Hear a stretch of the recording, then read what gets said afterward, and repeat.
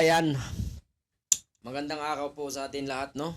Mga minamahal nating mga tagapanood, 10 or isa o 10 man kayo dyan, magandang araw po sa inyo lahat. Gusto ko lang magkomento dito sa video ni Robin Padilla ngayon na nagtitrending sa social media na binubuhat po si dating Pangulong Rodrigo Duterte yung kanya pong standee. Hello po sa inyo. Sana po napanood nyo na to. Sana nagalit kayo. Sana sana nainis kayo. Sana nagsisi kayo. Ha? Ito pong pinapasahod ninyo. Ha?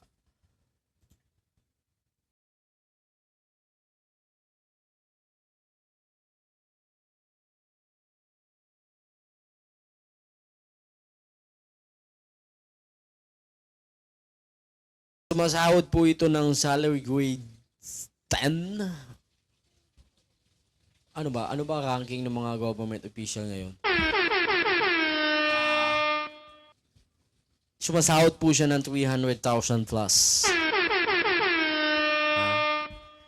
Tapos, ang ginagawa po niya mga kaibigan, sa mga hindi lang ko nakakaalam, ang ginagawa po niya, nagpupunta sa The Hague.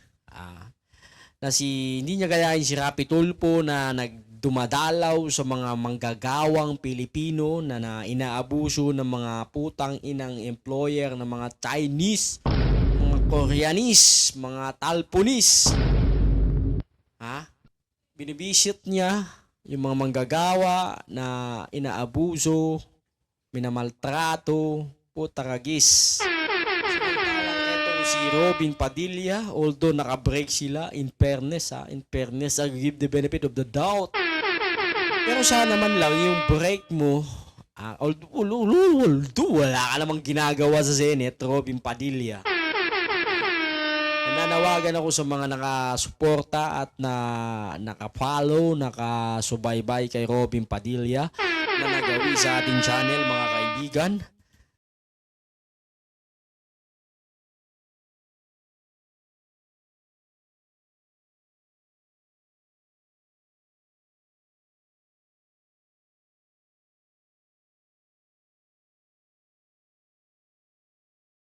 What the heck? Robin Padilla po ito. Hindi po to AI, hindi po to ano man. Totoo ito. Jutaragis Bez.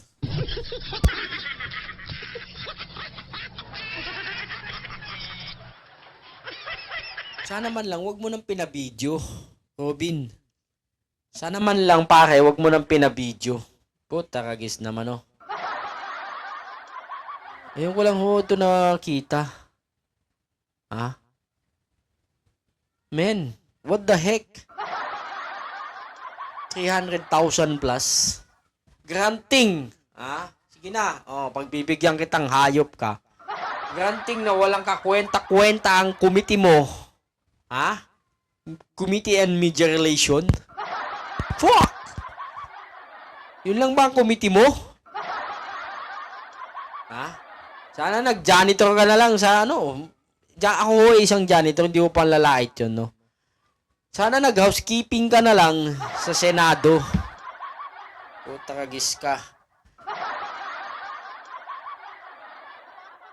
Although walang kakwenta-kwenta yung ano mo, sana man lang nagpakitang tao ka man lang. Dumalaw ka man lang sana sa mga manggagawang inaapi.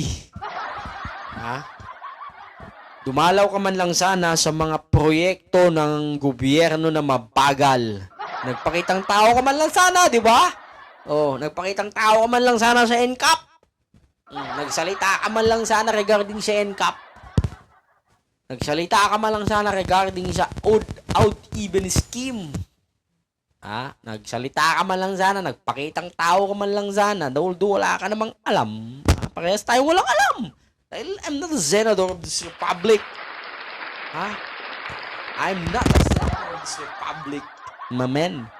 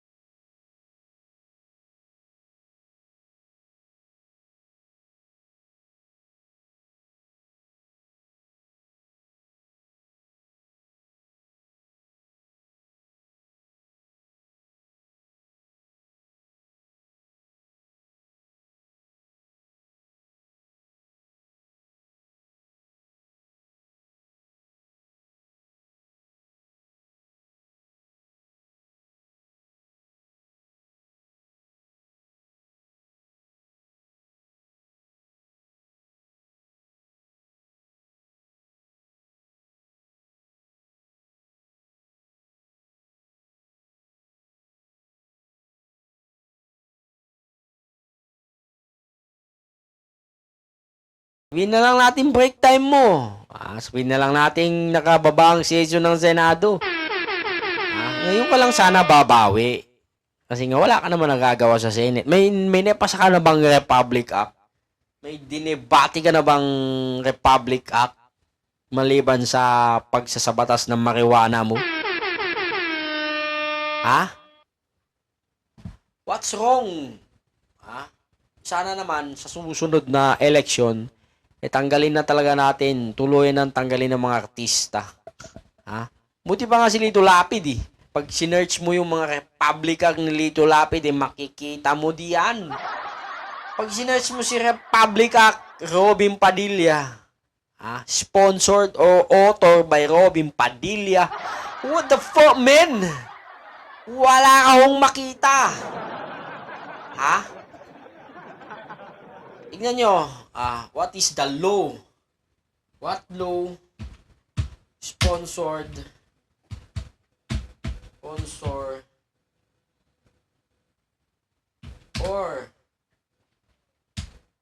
author by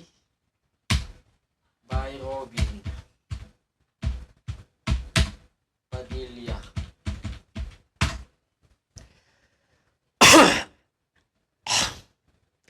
What are the bills authored by Robin?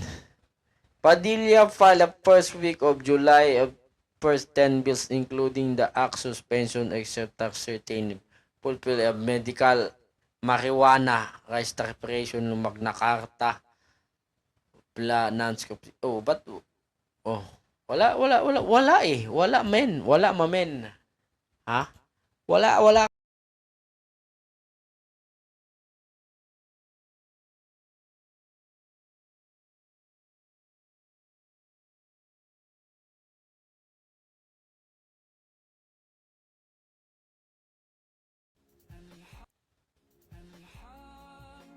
Sige na. Nahihilo ako eh. Nahihilo ako sa'yo, Robin.